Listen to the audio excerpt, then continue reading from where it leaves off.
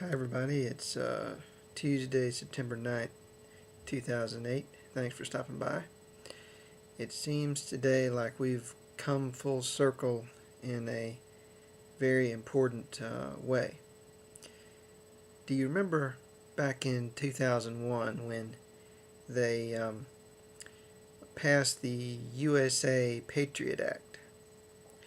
And as part of the Patriot Act, they uh, redefined the definition of terrorism and terrorist.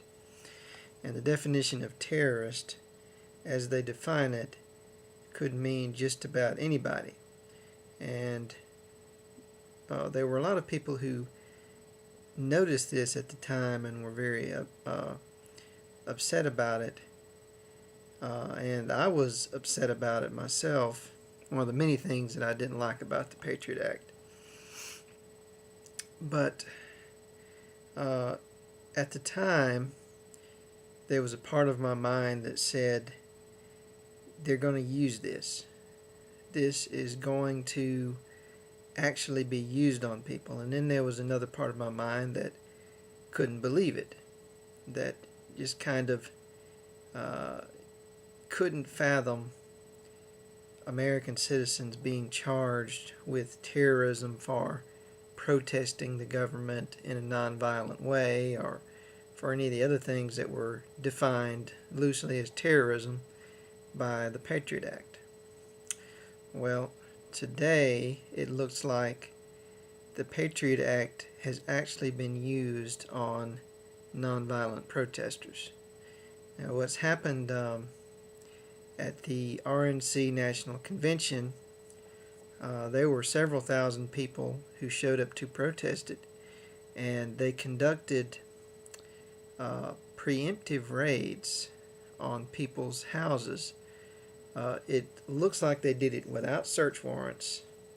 They busted down doors with guns drawn, and by guns I mean AR-15, assault rifles, shotguns, pistols, you name it. And they detained people sometimes for the entire convention, sometimes not. Typically, the media they would let go after a few hours, but they were arresting media people, journalists. And one of these preemptive raids, they arrested some people who were helping to organize nonviolent protests. So they were just helping to get people set up in town, letting them know what was going on so they wouldn't step on each other's toes. And basically so they could march through town with a sign and say, we don't approve of the war, we don't approve of this or that, whatever they were there to protest. Now, 8 of these people have been charged with conspiracy to commit a terrorist act. And what was the terrorist act, you ask? Well, it was the nonviolent protest that they were attempting to help people with. Okay, and they weren't even the ones instigating these things. They were just helping people out.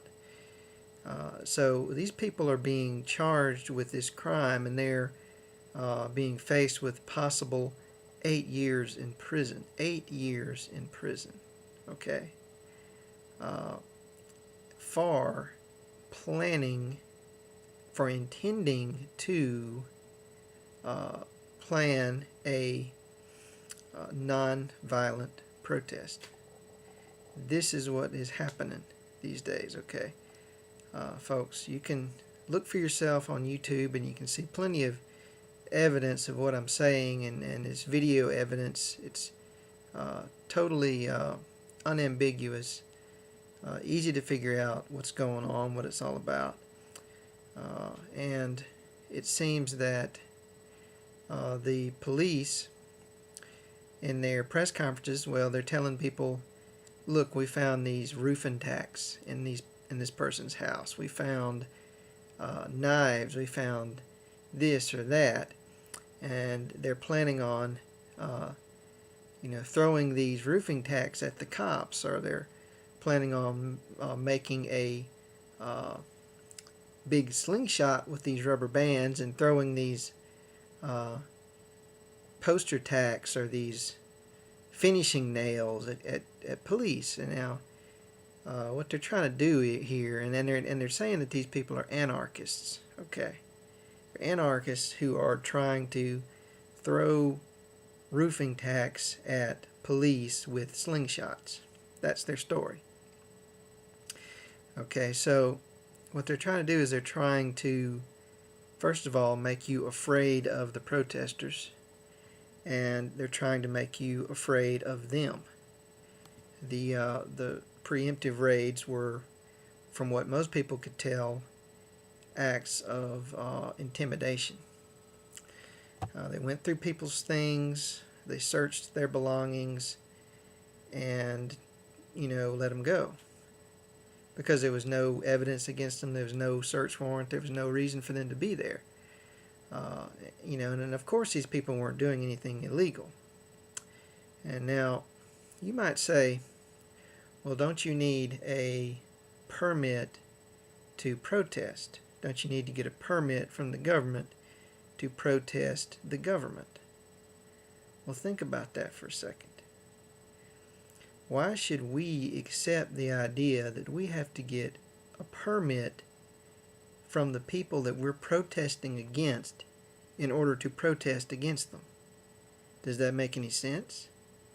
Does that seem reasonable to you? Do you think that if you asked George Bush for a permit to wave a sign in his face that he's going to give it to you? No, of course he's not. If we accept the idea that the government can tell us whether or not we can protest against the government, we're already lost. Okay, so this idea that protesting is illegal and that you can be arrested for protesting is completely nonsense and unconstitutional. Just look at the First Amendment if you don't believe me. It specifically says the right to assemble and asks for a redress of grievances from the government. And that's totally unambiguous. It's like the right of freedom of speech. Congress shall make no law. That's what it says.